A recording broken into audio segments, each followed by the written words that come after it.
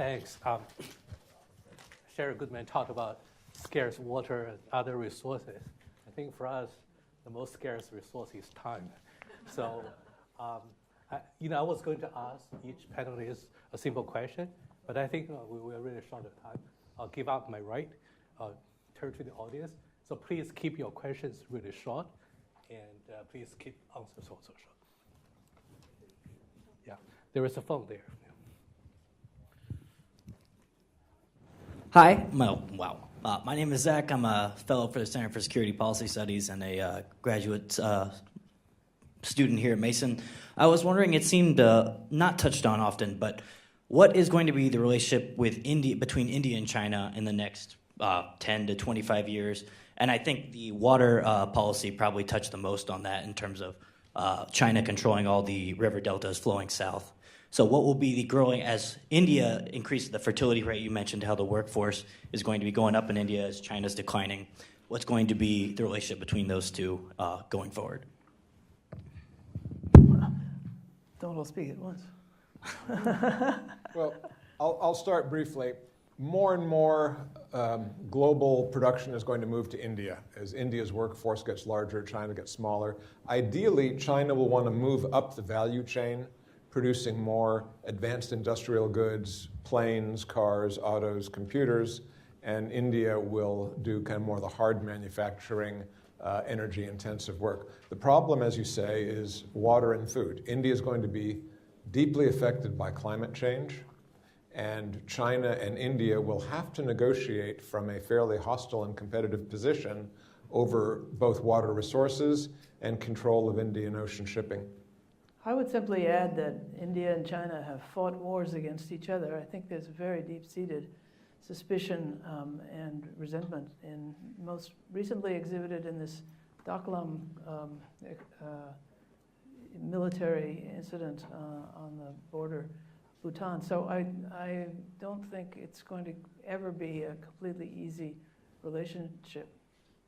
I think you're a little optimistic about manufacturing, though. India's got severe structural weaknesses that prevent it from developing into a manufacturing power. Whether it can simply skip to services is another question. You want to add anything? No? I'll take somebody else. Thank you very much.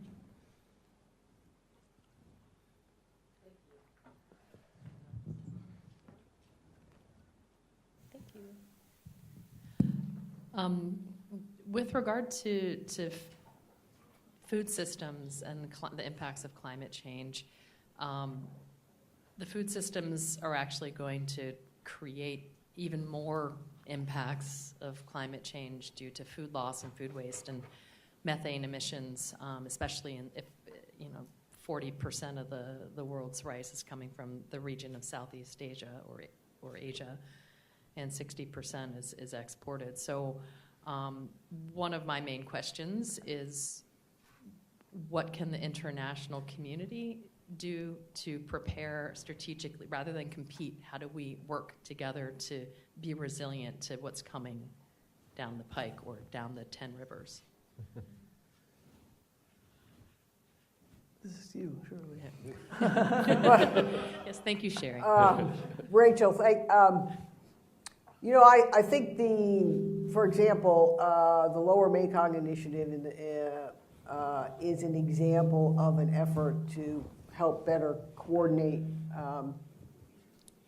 a combination of manufacturing, but also food challenges facing the region as a result of increasing economic and environmental challenges. I think that you're seeing Japan and Australia and others play a stronger role in the region. You're seeing, there are sort of moves towards sustainability and resilience across the region. They're not necessarily outweighed by the pressures of the increasing population and shocks to the system from climate and other disruptions. And I think you're going to see a lot more pressure on both let's say, the fish, aquaculture, but also crackdowns in some parts of the region on the illegal fishing, but then increased pressure towards following the fish as they migrate into other regions, and also looking at alternative ways of managing sort of the staple productions of rice and others. But then there are going to be increased tensions about what those supply chains are for those commodities, given the increasing likely shocks to the system. I would say I'm not so worried about climate and food. We have huge reserves of land that are not irrigated in Africa. There are opportunities for hydroponic and even meat substitution.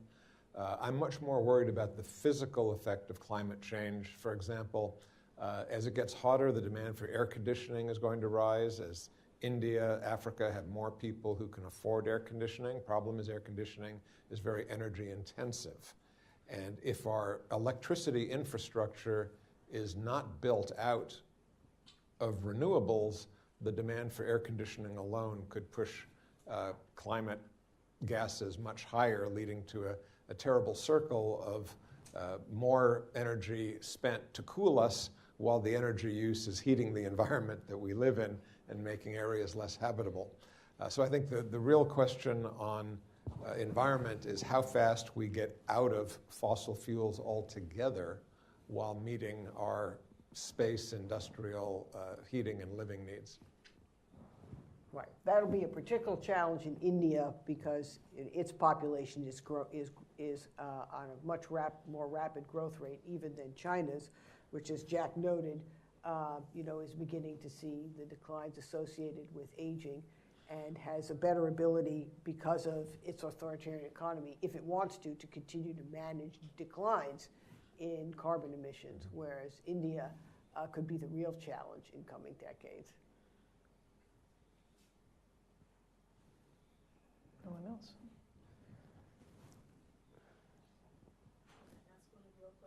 Oh, yeah, okay, yeah, just very quick a question for each panelist.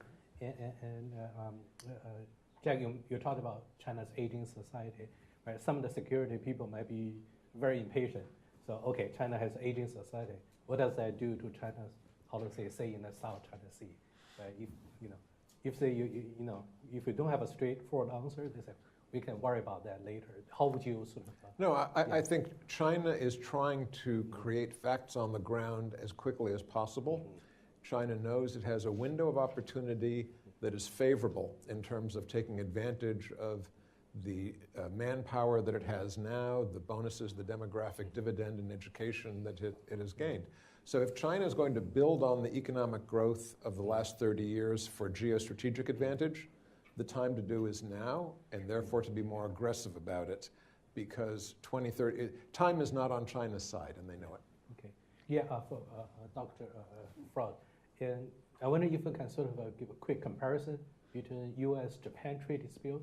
It's still going on, it may intensify, but in the late 1980s, early 1990s, and U.S.-China trade dispute now. And also, sort of in that context, could you say something about the Plaza Accord? There's a theory that was the beginning of Japan's decline, right? Even though Japan has The beginning of what, sorry? The beginning of Japan's decline, right? The last 2 decades. For those of you who don't know, the Plaza Accord in 1985 essentially forced the Japanese yen to rise. But at the same time, the Japanese were already moving some of their industry offshore, the hot, heavy, hazardous industry pursuant to the OPEC oil embargo, all kinds of things. So I don't think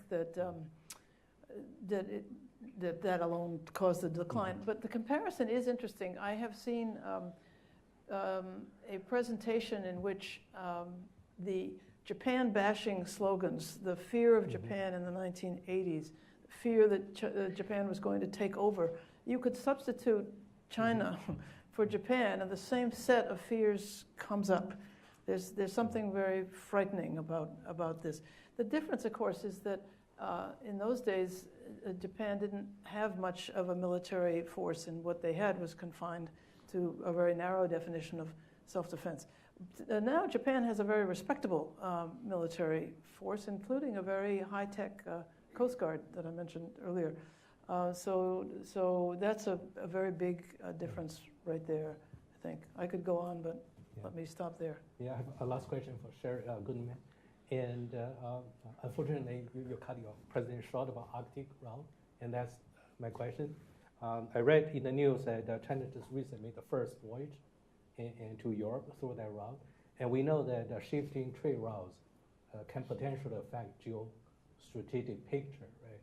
So my question is, how important is this change? Is it going to be similar like Turk's sacking of Constantinople in that scale, or we just don't know yet? Well, I think if you look at it over, take the long view and you look at it over the next 50 to 100 years, I think it's extremely significant. I think we have a region where the long-term sea ice is melting at an extremely rapid rate. There's not much left in certain parts of the Arctic. And that region is opening up very dramatically. It's still going to be dangerous, very dangerous for the next several decades, and hazards will certainly occur. But I think China sees the opportunity, and that's why it's investing so heavily in foreign direct investment across Iceland, Greenland. You see, it's buying mines. It's offered to build ports. It's up in they're up in Alaska. They want to invest in the liquid natural gas pipeline that would bring gas down from Nome to the lower 48 and essentially be the next Alaskan pipeline and an economic inject into that state, which has long been very dependent on oil and gas. So I think they see a future where Iceland is the next Singapore, and they're planning for that. And so I think we have to pay a lot of attention to that, and that's why the U.S. needs, as Secretary Jim Mattis said, up its game in the Arctic. And when I was there for a DoD Arctic Maritime Conference just a few weeks ago, we had our first destroyer in Anchorage in a significant number of years. So that's, the U.S. is thinking about how it needs to operate now in this increasingly geostrategically important region. Okay. I want to thank Ellen for giving us a few more minutes. We don't really want to abuse this. Let's give our panelists a round of applause. Thank you. Yeah.